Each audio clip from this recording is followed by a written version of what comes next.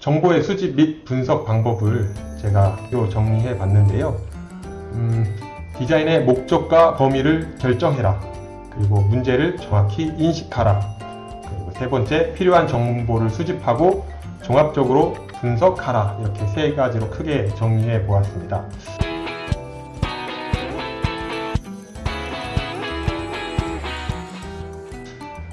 첫 번째, 디자인의 목적과 범위를 결정하라. 졸업작품의 주제가 결정되고 나면 그에 적합한 입지도 설정됐죠. 그러면 이제 디자인의 목적을 분명히 하고 그에 적합한 디자인의 범위를 결정하는 것이 우선적으로 이루어져야 되는데, 디자인을 통해 보여주고자 하는 목적을 분명히 정리하지 못한 경우 작품의 성격이 자칫 산만해지고 본인이 주장하고자 하는 초점이 명쾌하지 못하기 때문에 결국은 완성도가 떨어지고, 그 완성도가 떨어지다 보면 그 작품을 보는 사람에게 전달하고자 하는 분명한 메시지를 전달하지 못하게 됩니다.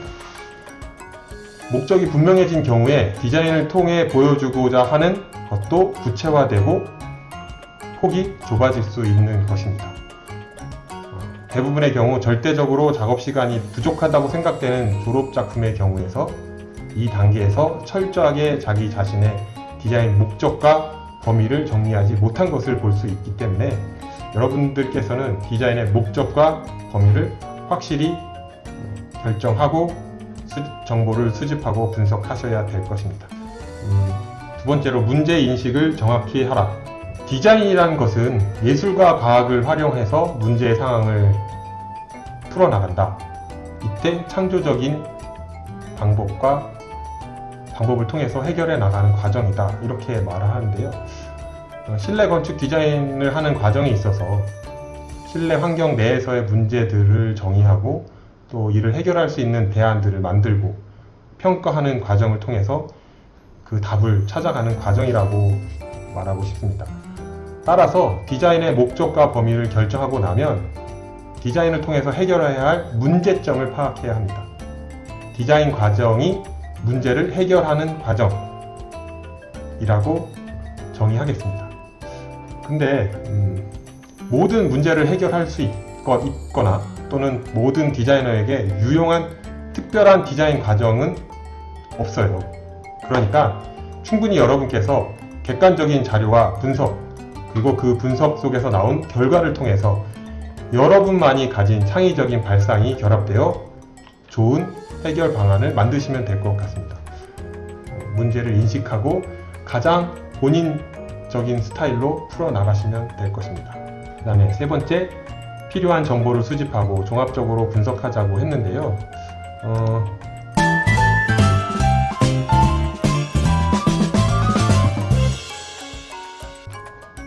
이것을 제가 문제의 인식이라고 해서 9가지로 정리를 해보았습니다. 첫 번째, 문제의 이해.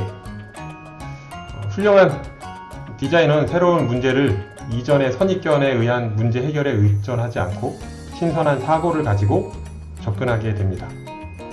이때 일반적으로 문제의 요구사항, 제약사항, 한계점, 그리고 디자이너가 세워놓은 가정 등이 정립되는 시기인데요. 여러분의 졸업작품 설계에서 성공을 위해서는 문제의 주요 쟁점들을 정의하고 끊임없이 무엇이 문제이고 무엇이 해결해야 될 것인지, 자신의 계획안이 문제의 상황을 해결할 수 있는지 끊임없이 자신에게 질문해야 할 것입니다. 두 번째, 문제의 수용인데요. 문제점을 적극적으로 수용하고 디자인에 적용하는 방법론을 통해서 문제를 수용하고 해결하는 것이 자신에게 매우 가치 있는 일이라는 긍정적인 자세를 갖기를 요구합니다. 예를 들어서 독특하고 창의적인 방법으로 어떤 문제를 해결해야 한다. 이건 내 개인 취향이고 성취감을 통해서 만족도를 높일 거야. 매우 값진 일이겠죠. 하지만 이런 문제점을 해결하는 과정 속에서 다양한 분야의 지식을 얻게 되고 또 디자인 결과를 떠나서 삶의 지혜를 얻는 과정이라고도 말할 수 있겠습니다.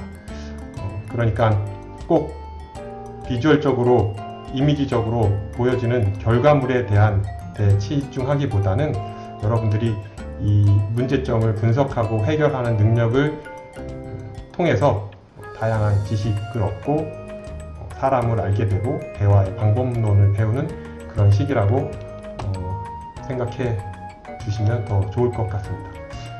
그리고 문제의 정리, 이렇게 다양하게 표출된 문제점들을 일목요연하게 정리하는 것이 디자인 진행을 원활하게 하는 조건이 될 수 있겠습니다.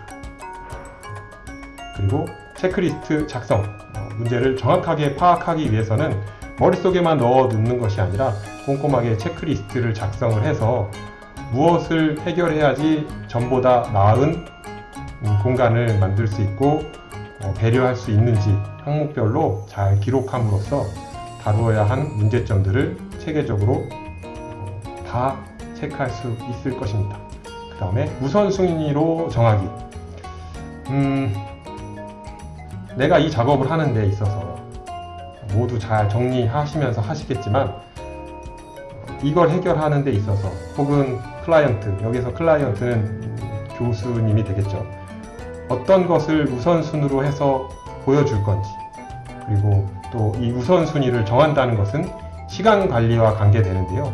우선순위의 목록과 개인적인 작업 가능한 시간 정도, 그리고 개인의 능력, 개인의 특성, 여러분의 능력과 특성을 따라서 각 문제를 해결하기 위한 투자의 시간도 분배해서 정하셔야 될 겁니다. 가능한 한 많은 시간을 졸업작품을 위해서 투자하셔야겠지만 부득이하다면 마감 시간에 맞춰서 우선된 문제 순위부터 해결해 나가는 재조정을 하셔야 할 겁니다. 그 다음 6번째, 시각적 도표 작성하기입니다. 디자이너는 물론이고 디자인을 공부하는 학생들은 일반적으로 텍스트보다는 시각화된 정보에 더 친숙하게 되어 있습니다. 리스트와 우선순위에 따라서 문제점을 간단한 도표와 스케치를 통해서 나열하다 보면 문제점들 간의 관계나 중요도를 이해하고 해결하는 데 큰 도움이 될 것이고요. 이때 작성한 인포그래픽이나 여러분의 스케치를 나중에 보드나 제안서에 같이 첨부함으로 인해서 더 효과적인 결과물을 만들어내실 수 있을 것입니다. 그 다음에 7번째, 정보의 관리입니다. 디자인의 목적과 범위를 파악해서 공간적인 제한이나 요구사항, 이런 문제점들을 막 찾다 보면 다양한 정보들이 막 넘쳐나게 되는데요. 정보를 많이 얻는 것도 중요하지만 이런 정보를 잘 나누고 분류해서 나중에 찾아보기 쉽게 데이터화하는 것이 여러분의 작품을 좀 더 효율적으로 표현하는 데 좋을 거고요. 또 이런 과정을 통해서 졸업 후에 바로 접하게 되는 현실, 그러니까 실무에서 또 연계돼서 실무를 이해할 수 있는 더 좋은 기회, 더 좋은 연습이 될 것이라고 생각합니다. 그 다음에 정보의 종류. 이 정보의 관리를 통해서 얻은 다양한 정보의 종류는 분명히 여러분의 졸업작품을 구체화시키는 데 도움이 될 겁니다. 또 동일하거나 유사한 디자인 사례들을 검토해 보는 동안 디자인 문제에 접근할 수 있는 새로운 아이디어도 얻게 될 것입니다. 특히 경험이 많지 않은 여러분들과 같은 학생들의 경우에는 좋은 작품을 많이 보고 또 우수한 점을 자기 것으로 만들려고 노력하는 과정이 바로 창조적인 과정을 양산하는 것이라고 말할 수 있겠습니다. 단순한 모방이 아니라 다른 사람의 우수한 점을 완전히 본인 것으로 만드는 것이 새로운 것을 재창출할 수 있는 것이고요. 이것이 바로 뛰어난 디자인 능력이라고 말할 수 있겠습니다. 마지막으로 정보의 출처입니다. 조사 단계에서 가장 중요한 것은 무엇보다 필요한 정보를 어디에서 얻을 수 있는가라는 문제이고요. 둘째로는 얼마나 신속하게 찾을 수 있는가입니다. 아무리 좋은 정보일지라도 얻는데 너무 많은 시간을 필요로 한다면 제한된 시간을 통해 결과를 이루어내는 시간도 점점 길어질 것이기 때문입니다. 한 가지씩 정보, 자기가 알고 있는 소스를 나눈다면 분명 더 좋은 정보의 바다에서 여러분이 좀 더 쉽고 편하고 빠르게 문제를 해결할 수 있으실 거고요. 더 좋은 작품을 만들어내실 수 있을 거라고 저는 믿어 의심치 않습니다. 이 정보의 출처는 문헌 자료, 인터넷 자료, 현장 조사, 질의 및 요청 자료, 그리고 정보의 정리와 관리로 나뉘어질 수 있는데, 이것은 다음 시간에 좀 더 자세히 다루면서 여러 더 정리하도록 하겠습니다. 중요한 것은 졸업 작품을 통해서 본인을 나타내고 본인이 하고 싶은 것을 즐겁게 하는 것이라고 정리하고 싶습니다.